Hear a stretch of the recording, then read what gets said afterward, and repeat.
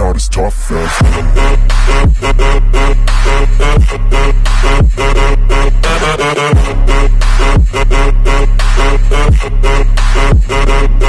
Mega shoutout po mga Wells Lovers ni Wells TV Mix Vlog. Habang hinintay po namin yung Christmas Eve, dinner muna po kami para po mamaya sa kumbaga pag-celebrate po ng Kapaskuhan po talaga 25, yan po, kumain muna kami ng dinner. So kasi galing po kami ng Maynila, ayan po, nung umuwi po kami kasi maaga po yung 24, kaya ayan, kaya sabi ko dinner muna tayo kasi medyo malalayo pa naman ang kumbaga pag-celebrate po talaga ng Christmas Eve, yan po 12 midnight pa, kaya kumain muna kami ng dinner. So ayan po, talaga naman ninamnam namin talaga ang pagkainan namin dahil nga po almost a month din hindi kami nakapag dinner dito sa aming dining table dahil sa Maynila po kami. Kaya yan na po, nag-enjoy po kami sa kain talaga. So ayun, kain po tayo. Ayan na po, habang kumakain po kami kako, marami po kasi naka-live din po ako that time. So ayan, sabi ko sa kanila na ako kain po, ganyan.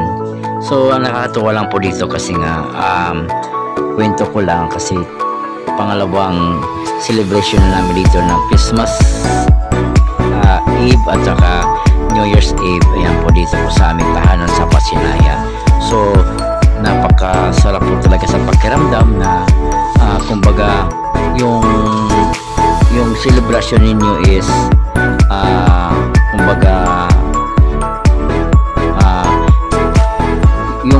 kumbaga yung ano natin talaga, yung diwa ng Pasko is madamdam mo dito kasi medyo maluwag naman po itong tahanan namin kaysa doon sa apartment namin sa Maynila. Kaya dito parang ang lawak ng ano namin pakiramdam, yung tingin namin sa taas baba, kaya medyo ano talaga dito, iba ang celebration namin dito kaysa dati doon sa Paco. Pero so far lahat naman talaga good vibes po lahat. Kaya kahit tatlo lang muna kami dito umuwi kasi yung kuya namin may pasok, so 25 may pasok siya. Kaya kung halimbawa naman kasi sasabay sa amin, medyo kinabukasan alas 6 yung pasok niya at 25, kaya mahirap din kasi bumiyahe agad. So bawi na lang siya next time, sabay na namin siya sa aming celebration. Kasi dati din kasi ganun din nangyari, hindi siya nakasama sa celebration namin Pasko at saka New Year kasi may pasok siya sa work niya. So ayan, habang hinintay po namin talaga ang Christmas Eve, ayan, marami kaming pinag-uusapan. Ayan po, sana kako itong paparating na New Year's at bagong taon is lahat ng mga pinagdadaanan po namin sa 2024, good at saka yung bad, sabi ko bliss pa rin kami talaga. Kaya dagdag pa doon yung pagmamahal po ng mga tao sa amin sa pamilyang Abad, napaka-blessed na po namin. So may mga tao naman na kumbaga ginagawan ka ng mga hindi mabuti para sa iyo, o sa Diyos mo na lang yun. Kaya iwanan mo na yung mga negative vibes sa mga nakaraan itong 2024 kako. So ayan, i-let go mo na lang yun, sa Diyos mo na lang yun. Kasi may mga natutulang talaga, may mga tao talaga na kung ikaw pa'y nakagawa ng mabuti, ikaw pa'y ginawa ng ng masama para mapasama ka. So ngayon mag-ingat, sa akin ang tips ko lang, mag-ingat tayo sa mga taong manluloko, yung ginagamit ka, at saka kumbaga yung mga reputasyon mo is nasisira ka sa ibang tao pero hindi mo naman ginagawa. Yun yung lesson learned natin sa mga taong ganon. So tingin natin na ginagamit na tayo, kailan mo na talaga kumbaga mag-decision sa sarili mo na ito sinasamantala na yung natin, kailangan natin ito puksain na. Ayan. So ayun, pero hindi naman maiwasan talaga na may mga tao talaga na ika nga sabi nga nila, pinakain mo ng sa palad mo, hindi pa nakotinto, pati siko mo gusto pang kunin sa'yo. May mga ganon, mga eksinang ganon. Kaya para sa akin kasi bahala ng Diyos sa kanila. Kaya yun, so yun, basta ang amin lang talaga, merry pa rin Christmas namin kahit may mga pagsubok na pinagdadaanan namin. Ang tanging dasal ko lang at saka hinihingi kay Lord na yung gabay at saka kalusugan po namin na talagang ilalayo po kami sa mga anumang kapamahakan. Lagi lang kami good health palagi, kahit na sakto lang yung kumbaga yung nakakain kami mula umaga, tanghali at saka hapunan. Yun, masaya na kami, basta nakapagbayad lang kami ng mga bills namin. Yun lang po madalas ko talaga inihingi kay Lord na sana kung bibigyan mo kami pagkataon na mabigyan kami ng mga kumbaga sabi nila swerte, ganun. Laking pasalamat po talaga namin yan sa mga tao nagmamahal po sa Pamilyang Abad. Maraming salamat po sa inyo talaga. Kaya siguro naman lahat ng mga wishes ko is natupad naman. Ayan po, mga simpleng kahilingan lang kay Lord. Ayan, so ngayon nga hindi naman nakalain talaga na mga naka 2 years na kami, nakadalawang celebration na kami dito sa aming tahanan dito sa Pasinaya Homes na Cavite. Kaya napaka-bless po namin kahit hindi man kami pinalad sa mga ibang kahilingan, pero meron naman talaga ibinigay din si Lord para sa amin na yung ipinaramdam sa amin na talagang ito yung para sa inyo, ito yung para sa kanila, ito yung para sa pamilya mo. Kaya yon, sabi ko wala na akong katanungan pa doon, wala akong question mark, kasi kung ano yung bigay sa amin ni Lord, malaki man o maliit, ang sa akin kasi gusto ko talaga mapasalamatan yan sa mga ganong kaparaanan po talaga, kahit sa maliit man yun. Tanging ano mo talaga kay Lord hinihiling at saka mapasalamatan. Kaya sabi ko, isang pamamahal po namin, laking pasalamat din po namin ito, kasi hindi naman talaga as in forever na sa Manila kami titira, kasi nangupahan lang kami doon. So sabi ko nga sa sarili ko, God will provide po talaga sa mga bayarin namin. Kaya kahit ano man mga pagsubok sa buhay ko, basta natutuwa po talaga sa sarili ko pag halimbawa nababayaran ko yung mga billings namin, mapa Cavite man yan o mapa sa Manila, nakakabayad pa rin po talaga kami. Amen po talaga.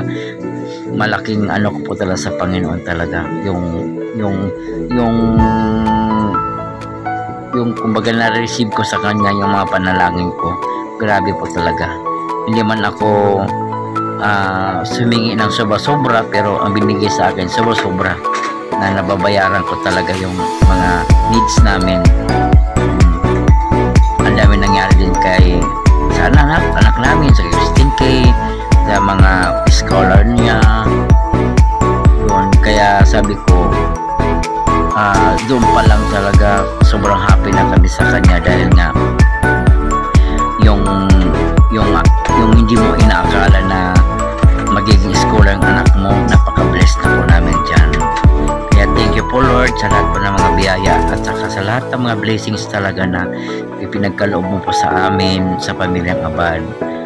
Thank you so much po Lord God, at saka sa mga tao po na mapagmahal po sa amin.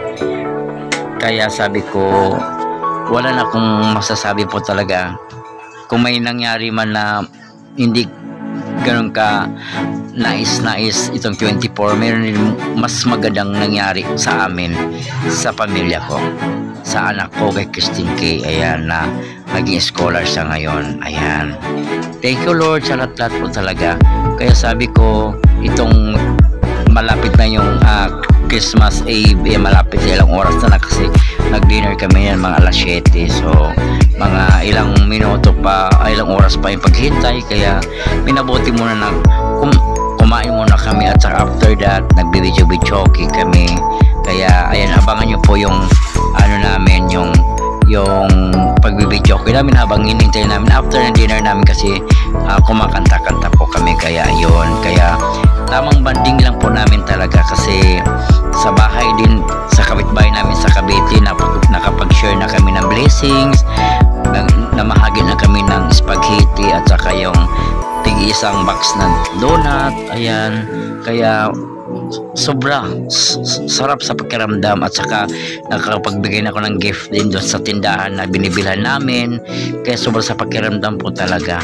At saka yung wall ng namin, ng nakabit na yung frame dahil sa tulong, shoutout kay Alan na napaka bait din ng kapitbahay namin, na nag-offer talaga siya ng barina para maikabit po yung frame na dala po namin, talaga na 3 frame po yun.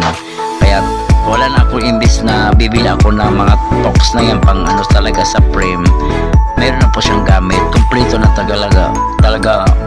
Kaya nabahagian ko rin siya ng kuting regalo para po salamat sa kanya, kasi nga malaking bagay din po kasi yung may kakilala ka na kapitbahay na mabait.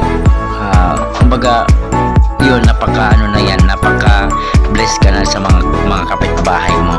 Saka sa kapitbahay po namin, ayan po siya, taot po talaga, walang masasabi sa inyo. Kaya napaka talaga ng Christmas namin. Ayun, napaka namin talaga. Kaya wala akong masabi talaga, dami kong daldal dito kasi kumakain kami dyan.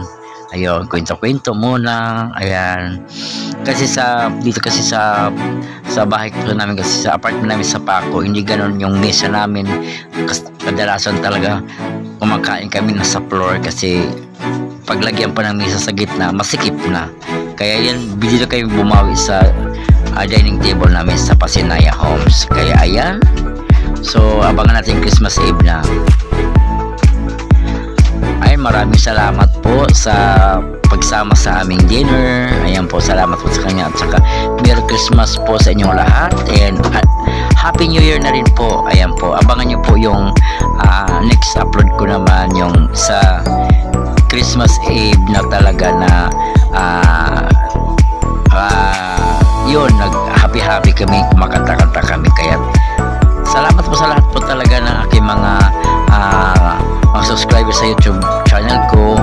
Merry Christmas po sa lahat, at saka God bless us all po. Thank you so much, and bye. Everybody on the fake shit, I look around and feel like everybody is the fakest. I make it every day and I'm impatient, hoping one day I blow up from the basement. Statement, the top is so vacant, I don't hear shit.